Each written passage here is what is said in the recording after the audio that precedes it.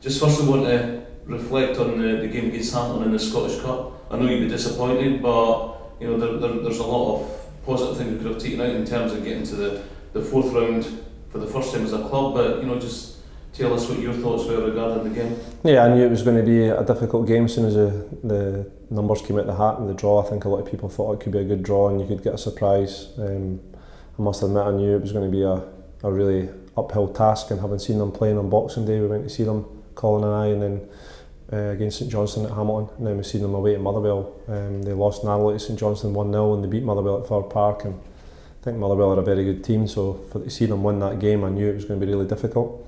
I think going into the game, if we'd had our best team with all our players available, I think it would have still been really difficult, but I think over the last few weeks our injury list has really taken its toll on us a bit.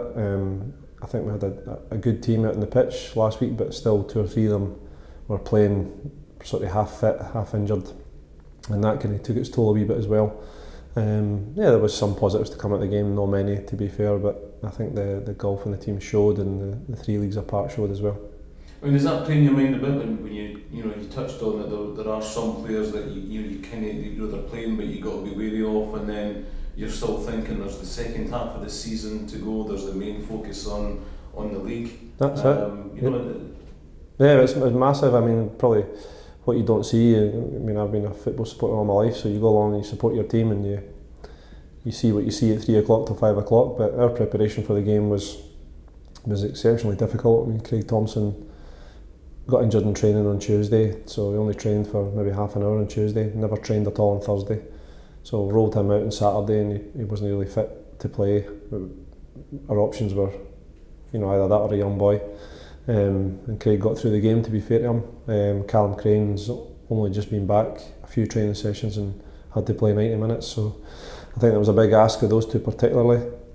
Chris Kane got an injury after 10-15 minutes, and the signal was to come off, and to fair play to him, he got through the whole game as well. So the boys have got a wee bit about them, a wee bit character in that sense. Obviously we weren't happy with the scoreline, but I think it was a real struggle. It would have been anyway, even if we're flying in Hamilton.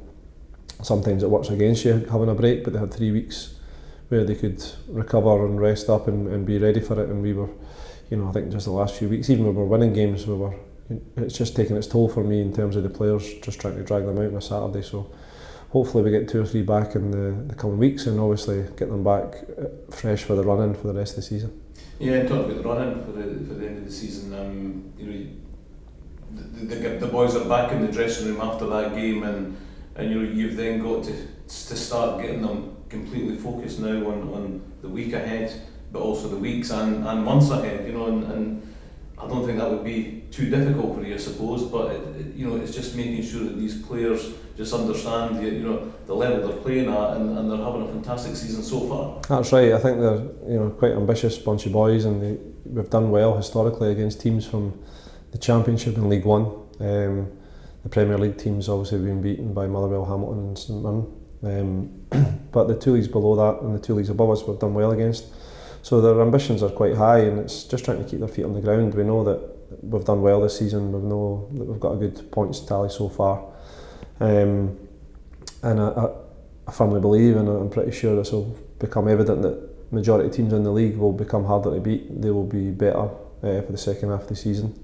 So I'd be very surprised if we could get another 41-44 points between now and the end of the season. So we have to try and set our goals realistically, but also try and be ambitious with it. We do want to try and still win it. We know Cove are the team to beat, and hats off to them. They've been exceptional. They do spend a good money from what I hear, but they've still got to win games, and they've done that, so fair play to them. And they're the team to catch. We're just trying to stay in it as long as we can. We've still to play them twice, but equally all the other games, teams are getting better. You look at, like say, Stirling Albion went from bottom to sort of top 5 in a few games. Teams are strengthening, so we just need to take each game as it comes and just try and work away, and hopefully we can still challenge for the title as long as we can. If not, we'll try and go into a playoff situation again, make that playoff first and foremost, but try and go into it again as strong and healthy as we can. We're looking forward to the Stenhousemuir game on Saturday. They're lying 8th in the table, and I believe that's a false position as well. After certainly relegation from last season, But are you surprised to see the two relegated teams from last season in Division 1 at that bottom 4 at this stage of the season? Yeah, probably am, to be fair. I think it has been a bit of a surprise, but I think it's shown previously how difficult it is. Albion Rovers last season came down and started the season, they struggled, they done well to eventually catch Berwick. So it's not easy once you've been relegated to try and sort of stem that flow. I think Brecon obviously went down the last 2 years, so it's hard to try and stop that and just try and level off a wee bit. But I think the league is very competitive. I think the number of points that we've had on the board so far, it's probably been a wee bit more than what I'd expected, to be fair. Obviously Cove have got even more than that, so you've got to respect that. But in terms of just looking after ourselves, I think we've got a good tally. I think it'll be hard to beat that again. Obviously we go again against Stenhousemuir and it's all league games from now on in. And for me really, obviously this is Tuesday night and we're training and there's like 9 not training, so straight away it's just become really difficult to prepare the team again for Saturday. So we just have to do as much as we can in very little time. And the physios are working overtime to try and get boys ready. Yeah, and again, just coming back again to that, the relegation with the two teams, but also it's not only recognising that, but I think as you're seeing the League Two teams are getting stronger every season. What with the pyramid system kicking in now, East Stirling leaving the league, Berwick Rangers leaving the league. There's a lot at stake for all of the clubs in League Two. Yeah, absolutely. I think just the human nature, you get greedy with a wee bit of success, don't you? And I mean, I'm that's myself. Like, you want to be better every year. You want to do better. And for Edinburgh City to have escaped that chance of going down a couple of years, and now at the other end of the table is actually really important. You look at the two clubs you mentioned there, Berwick and East Stirling, they find it very difficult to get back into league football, and it will be because the teams there are spending a bit of money to get out of it. So first and foremost, we want Edinburgh City to be playing professional football for as many years as we can. But obviously we've done well last season, we finished in the top 3, and if we can do that again this season, we want to try and push obviously for the title or playoffs. But yeah, you've got to, I've always said, you've got to try and grow things bit by bit. If you go too fast at things, you can get hurt a wee bit later down the years, and I think we're trying to do things the right way here.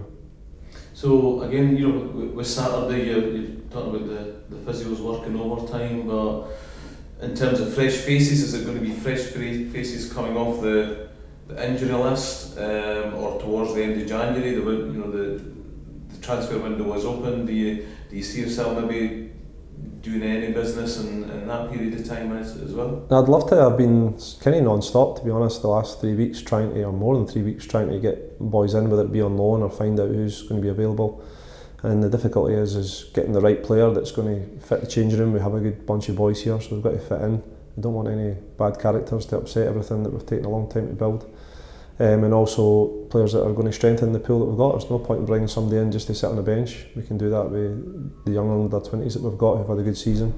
So it's trying to find the right ones, and a lot of the time now I think January's becoming even more difficult to sign players. I think you heard the big debate on Sky Sports at the weekend about Man United needing a striker, and Roy Keane has put it pretty straight to say, where do you get these 25-goal strikers at any time, never mind in the month of January. So it's really difficult for all teams, I think, to recruit the right ones, and maybe we need to wait a wee bit on bigger teams, waiting to the end of January for what they get in, and then young boys go out on loan. But I've certainly got my finger on the pulse a wee bit with 1 or 2, and it'd be good to bring somebody in just to freshen it up and see if we can add a wee bit between now and the end.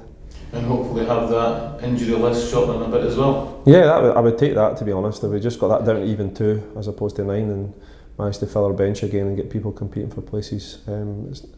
It's a big difference having a lot of injuries and people that maybe don't play, but when you're talking about 5 or 6 that would be in your starting 11, they become a big loss. I think your squad shows its depth over a few weeks, which we have done brilliantly in December. Won a lot of games being down to bare bones, but it's only so often you can do that and so long that can last. And hats off to the players, it's been a real squad effort so far. But if we can get out that 9, if we can get a few back for Saturday, we'll have a chance. Mm-hmm. And you'll be hoping then also that there was an excellent group of fans that came to the game on Hamilton. You'll be wanting to see them on Saturday again, supporting us, and a few more obviously as well. Yeah, absolutely. I thought they were brilliant against Queen's Park at home. We were winning 1-0 and then obviously losing 2-1 with loads of time to go, and their full voice, getting behind the team, and I thought that was brilliant. I've always said we don't have many fans, but the ones we've got are really important to us, and I just don't like to let them down. That's why I end up in a bad mood when we get beat. I just don't like that, and I think we maybe got what we got against Hamilton, but we let them down a wee bit against Queen's Park. We let ourselves down, so hopefully in the next coming weeks we'll still hear them in good voice and give them something to cheer about. Obviously, if they're going to cheer, let's hope it's May they're still cheering.